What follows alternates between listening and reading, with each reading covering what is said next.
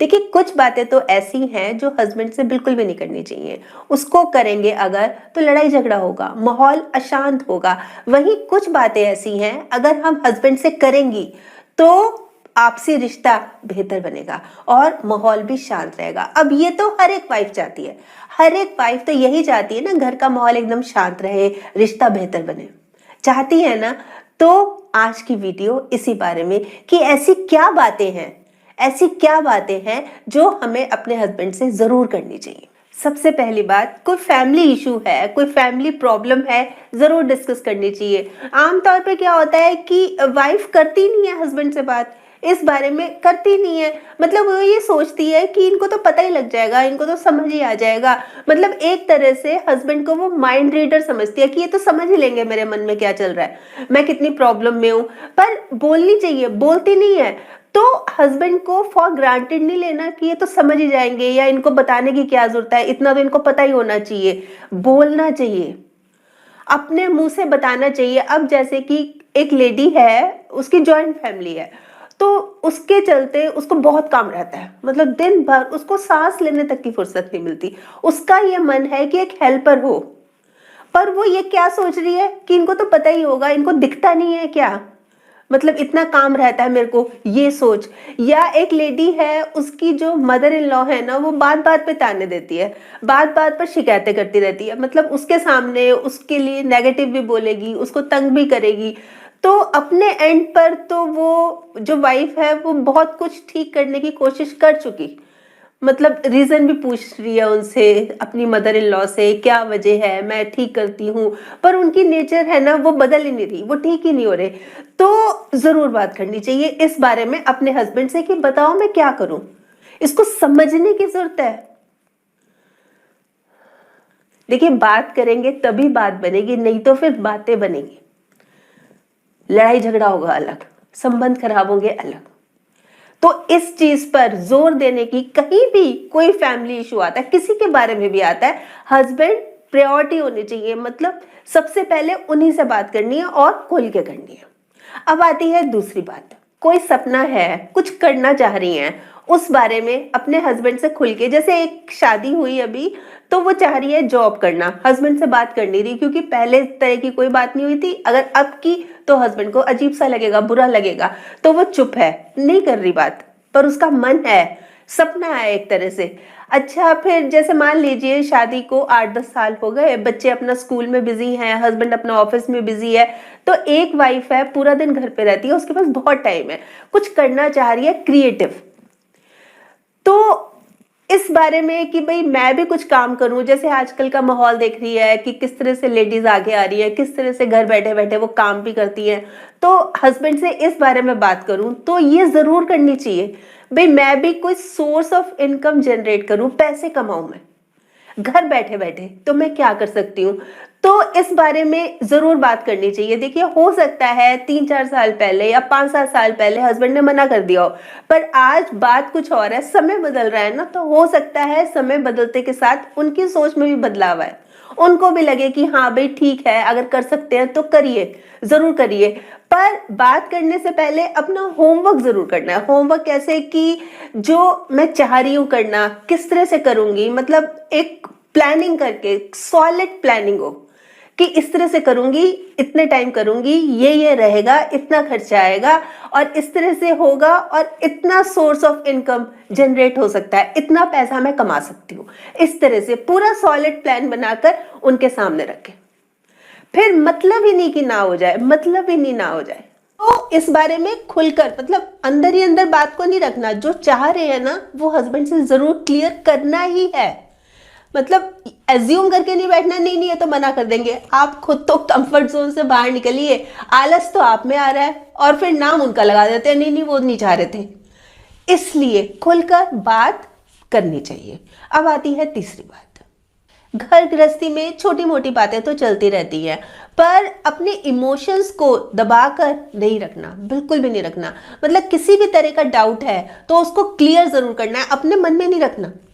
बिल्कुल भी नहीं रखना, इससे सेहत पर बहुत बड़ा इशू खड़ा हो सकता है, ये मान के चलिए। अब जैसे एक वाइफ है, उसको ये शक है कि हस्बैंड का कहीं पे अफेयर चल रहा है, वो इसलिए कि जैसे वो बहुत लेट आते हैं ऑफिस से, शाम को बहुत लेट आते हैं, अच्छा घूमने जाते हैं पार्क में, सुबह और शाम 2 टाइम घूमने जाते हैं, अच्छा जब फोन आता है, घर पे होते हैं, फोन आता है तो दूसरे कमरे में चले जाते हैं या घर से बाहर चले जाते हैं।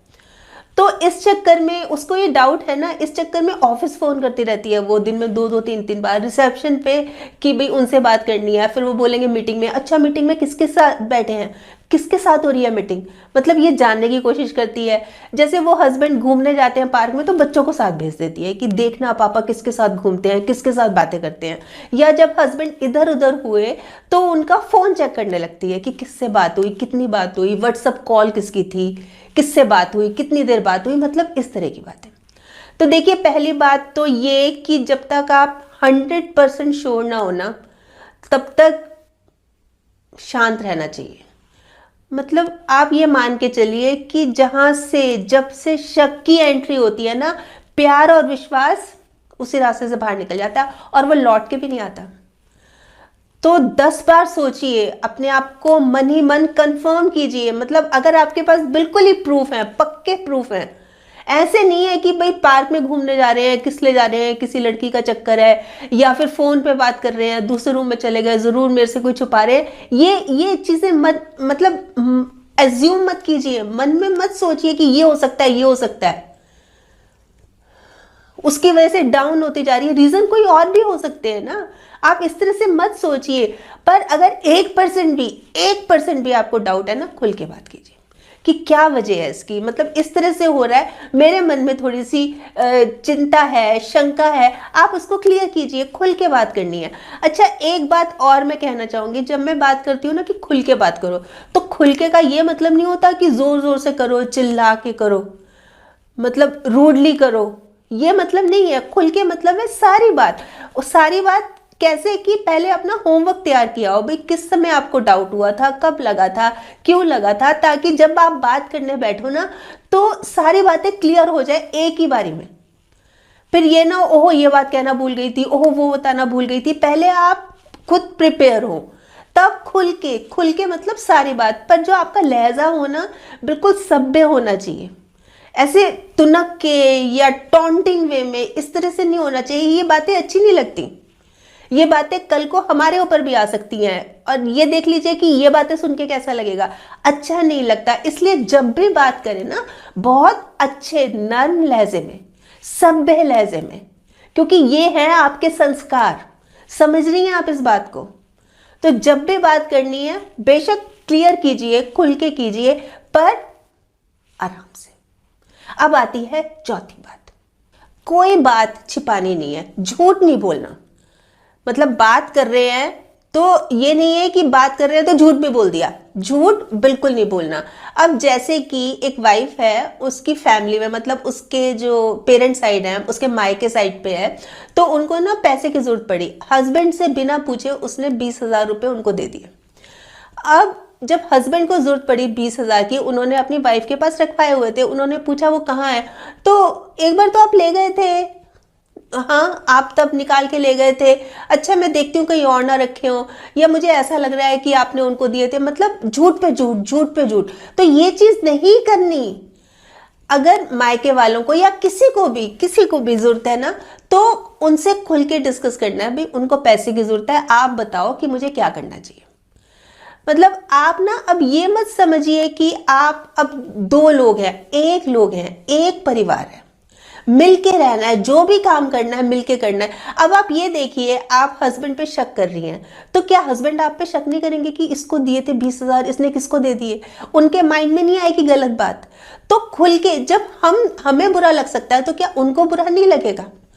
तो कोई भी बात है ना, छुपानी नहीं है, मतलब उनसे खुल के बात करनी है कि भाई मेरी फैमिली में ये प्रॉब्लम चल रही है, आप कहो तो मैं उनको कुछ पैसे दे दूं, उनको अच्छा लगे। आप इस तरह की बात करेंगी ना तो उनको यकीनन अच्छा लगेगा, पर झूठ बोलेंगी ना तो रिश्ते में दूरियां आएंगी।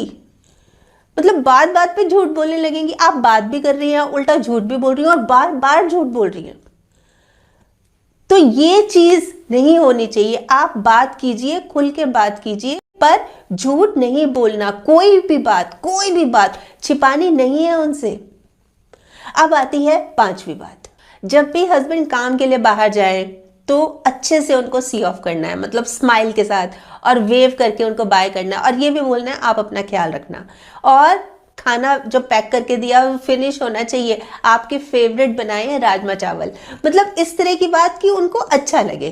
फिर अगर लग रहा है कि ऑफिस में कोई टेंशन है, कोई बात है, मतलब 2-4 दिन से मैं देख रही हूँ बड़े चुप चुप से हैं, कोई ना कोई बात ज़रूर है, तो कम से कम घर का माहौल शांत रखें, मतलब कुछ भी ऐसा ना बोलें, कुछ भी ऐसा ना बोलें कि उनको और ज़्यादा टेंशन हो जाए, उनको और ज़्यादा प्रॉब्लम हो जाए। मतलब कोशिश करें कि घर का माहौल एकदम शांत रखना है। या फिर कुछ ऐसा बोलना है कि आप इन दिनों बहुत ज़्यादा परेशानी में लग रहे हैं, क्या मैं आपकी कोई मदद कर सकती हूँ, क्या मैं किसी काम आ सकती हूँ आपके, या आप चिंता मत करो सब ठीक हो जाएगा। जैसे हस्बैंड ने कुछ शेयर किया, आप चिंता मत करो, मैं हूँ ना, हम मिलके इस प्रॉब्लम का फेस करेंगे, सामना करेंगे, आप चिंता क्यों कर रहे हो, सब हो जाएगा। और उनको मोटिवेट करना है, मतलब उनको एनकरेज करना है कि आप तो किसी भी सिचुएशन से, किसी भी ऐसी प्रॉब्लम से इजीली बाहर निकल सकते हो। मतलब उनकी कोई बात लेके कि तब ऐसा हुआ था, आपने कितना अच्छा किया था, कितना अच्छा स्टेप उठाया था, है ना, मतलब उनको अप्रिशिएट भी करना है, ताकि उनको ना एक नया, उनके अंदर एक जोश आए कि हाँ ठीक है मैं कर सकता हूँ और मेरी वाइफ मेरे साथ है, मुझे प्रॉब्लम क्या है।